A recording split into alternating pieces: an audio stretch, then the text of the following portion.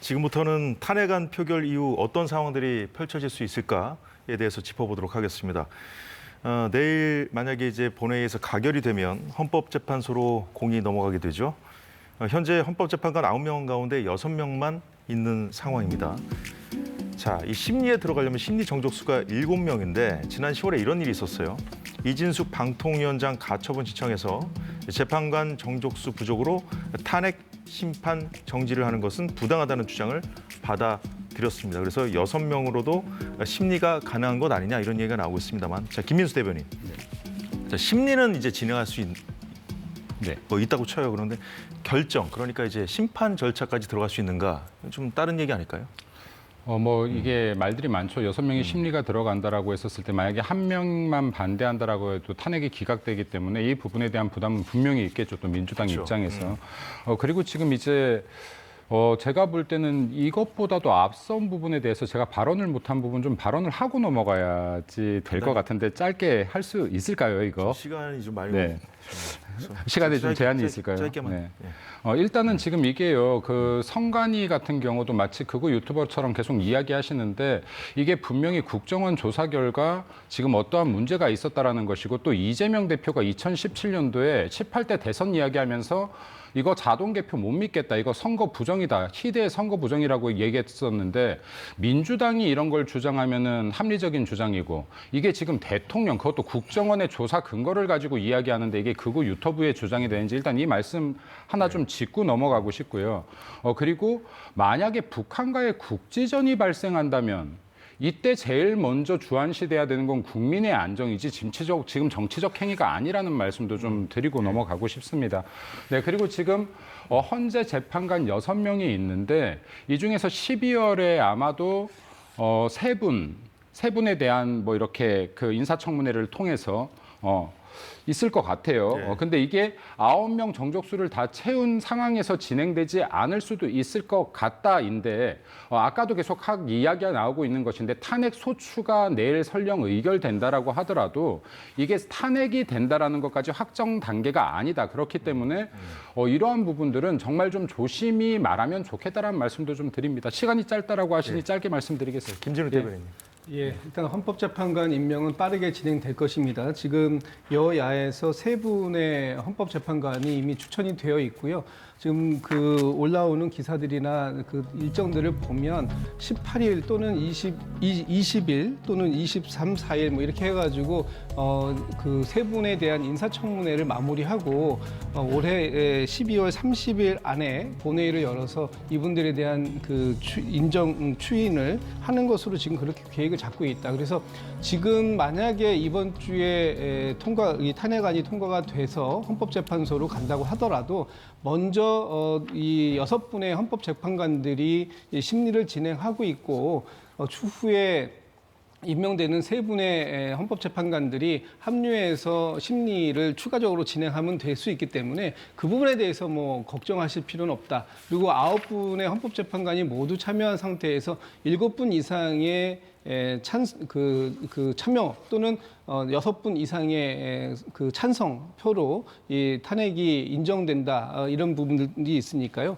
이 헌법재판소의 심리에 대해서는 뭐 굳이 그렇게 걱정하실 필요는 없습니다. 지금 걱정해야 할 것은 국민의힘에서 이 국민의 눈높이를 과연 얼마나 어떻게 맞추고 가고 있는가. 계속해서 지금 김문수 대변인께서 중앙선거관리위원회에 우리 선거 절차에나 이런 부분들을 문제 삼으시는데 그 부분에 대해서도 충분히 오늘 선관위에서도 또 입장 표명을 하고 있지 않습니까? 그렇기 때문에 이 부분에 대해서 쓸데없는 이 국론을 분열시키려고 하는 이런 식의 대화보다는 앞으로 국정을 어떻게 안정시키고 탄핵 이후의 국면을 어떻게 가져갈 것인가 하는 부분에 있어서 이번 대통령을 책임 있게 보좌 하지 못한 책임도 느끼시지 못하는 분들한테 참 제가 이런 말씀 드리긴 좀 죄송합니다만 이번 국정 안정에 대해서도 함께 고민하는 그런 좀 자세를 좀 보여주십사. 그것이 국민들이 지금 요구하는 바고 국민들에 대한 기본적인 예의는 아닐까 저는 그렇게 생각합니다. 네. 좀 이따가. 15초만. 예. 네.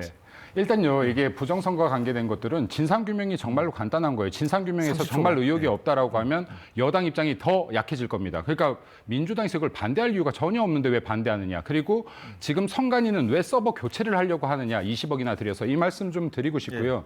그리고 지금 국방부 장관, 대통령 분명히 아직까지 권한이 있습니다.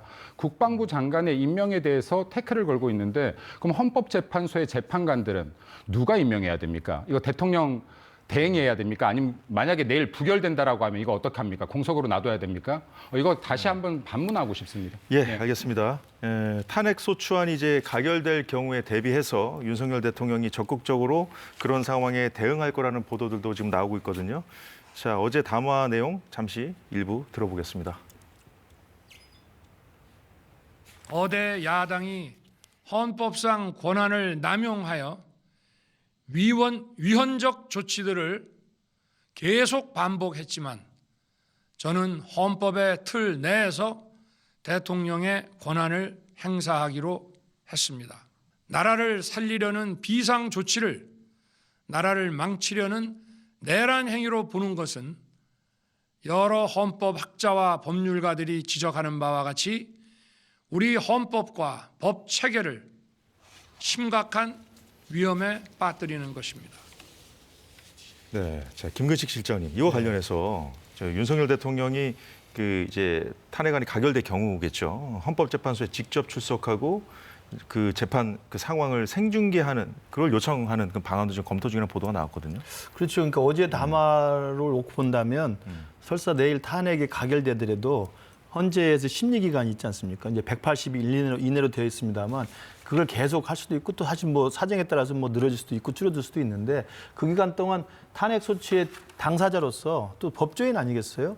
그렇기 때문에 아마 저런 논리로 계속 그 헌재 재판장에 가서도 본인의 어떤 주장을 할 것으로 보이고 그리고 또 하나는 이제 모르겠습니다. 헌법재판소의 탄핵 심리가 진행될 때 그걸 그 언론에 중계할 수 있을지 없을지는 모르겠어요. 그건 아마 헌재 재판부에서 판단해야 될 문제인 것 같은데 예.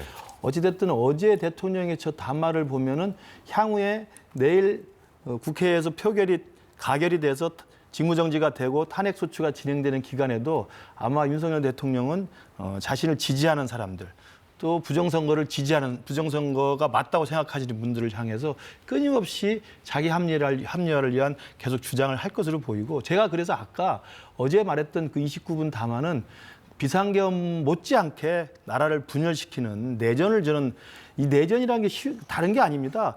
국가가 갈갈이 찢어져서 싸우는 거예요. 지금 우리 개딸이 진짜 한쪽에서는 폭거를 부리고 있고 우리 극우 세력이 또 폭거를 부리고 있는데 이 개딸들이 민주당을 장악하고 저 태극기 세력이나 이 부정선거 괴담 믿는 사람들이 대통령의 이 귀를 장악하면 이거 싸움밖에 되지 않는 겁니다. 그렇기 때문에 만약 자신을 지지하는 그 일부의 그 부정선거를 믿는 분들한테 호소해서 자신의 탄핵 심리를 유리하게 하겠다고 한다면 이건 무책임하게 국가를 통합해야 될 국정의 최고 책임자로서 저는 그 역할을 방기하는 거라고 생각합니다. 그러면서 좀 굉장히 걱정스러운 일이라고 생각합니다. 네, 이제 향후에 만약에 이제 윤 대통령이 직접 헌법재판소에 이제 출석하게 된다면 이제 대통령도 이제 여론전에 나서겠다는 의미잖아요. 이제 야권에 불리한 정보를 공개할 가능성 또 뭐 일단 그런 관측도 나오던데요. 글쎄요, 뭐 그거는 뭐 어떤 또 그것을 들고 나올지 모르겠습니다만 어제 담화 또 참 말씀드렸듯이 정상적인 사고를 하는 분인지조차도 많은 국민들이 지금 의심하고 있습니다. 또 거짓말과 변명으로 일관한 예를 들면은 정치인 체포 지시를 직접 내리지 않았다고 했는데 바로 국정원 1차장이나 또 경찰청장이 바로 대통령으로부터 정치인 체포하라고 지시를 받았다라고 증언을 하고 있지 않습니까? 또 김용현하고만 의논했다. 이것도 아마 탄핵 심리 기간에 주장을 할 것 같은데 자기는 뭐 여러 가지 국정 사항이 이렇게 마비 사항이고 야당 특히 반국가 세력 때문에 국정 운영이 불가능하기 때문에 문제의식을 가졌을 뿐인데 그래서 비상대권이 필요한 시점 아니냐라고까지만 했다. 그러나 모든 것은 김용현 국방장관이 실행을 했다. 뭐 이런 식으로 또 변명을 할 수도 있습니다. 그러나 김용현 전 국방장관하고만 했다는 게 아니고 여인영 방첩 대장과 6월 달부터 여러 가지 모의한 정황이 지금 나타나고 있고요. 계엄 선포 3시간 전에만 하더라도 A4 용지를 주면서 언론사 MBC를 포함해서 뭐 여러 13군데의 국가 언론기관을 장악해라라고 지시를 받았고 정치인 또 체포하라고 지시했다는 건 아니겠습니까? 특정 사령관도 예. 한두 달 전에 다 계엄을 감지했다라고 한 것이고요. 그래서 대통령은 지금 아마 헌법 재판을 하는 중에 본인이 직접 나서서 본인의 계엄에 대한 정당성을 하면서 내란의 수계에서 오히려 이제 거구의 수계로 본인의 용어를 포지션을 조금 잡는 거 아니냐. 선택적 좀 가려가면서 좀 예, 말씀해 주시기 그런 바랍니다. 식으로까지 예. 이제 예. 말할 정도로 심각한 사항이다라고 이제 알겠습니다. 말씀드리겠습니다.